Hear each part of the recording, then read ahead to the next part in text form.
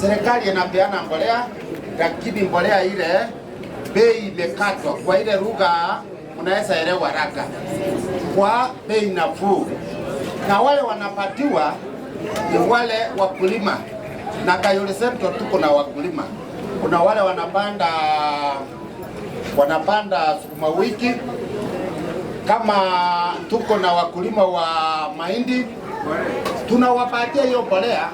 Tulianza kuandikisha wakulima tarehe 7 na tunamaliza tarehe 14.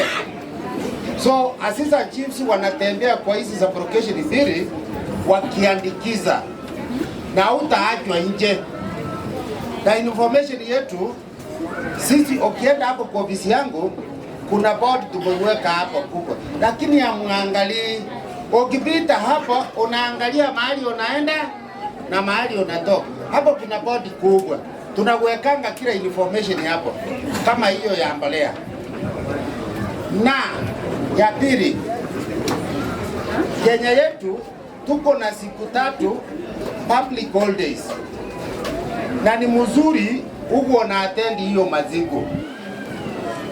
Tukipata hiyo siku imekuja, tunakuja tunawatangazia, tunasema mwenye anataka kuenda, tuko na magari, serikali inapeana gari, tunakupeleka mpaka kwa kiwanja na tunakurudisha. Ukiona tumekupatia ranji iko ya kwamba ni permanent, kuna siku inakuanga 200, kuna siku inakuanga 300, kuna siku nyingine inakuanga 0. Lakini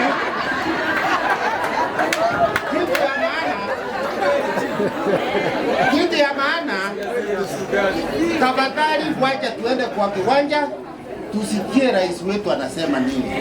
Tusingojee mpaka tulipwe ndio tupate nini, ndio tuende kwa kiwanja. Mheshimiwa, na kuomba tafadhali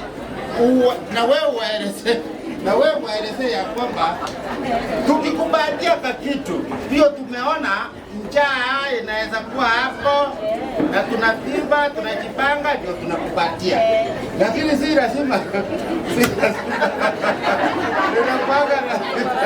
lazima tukupatie. Hiyo ni public holiday na wewe jienjoy hiyo masiku.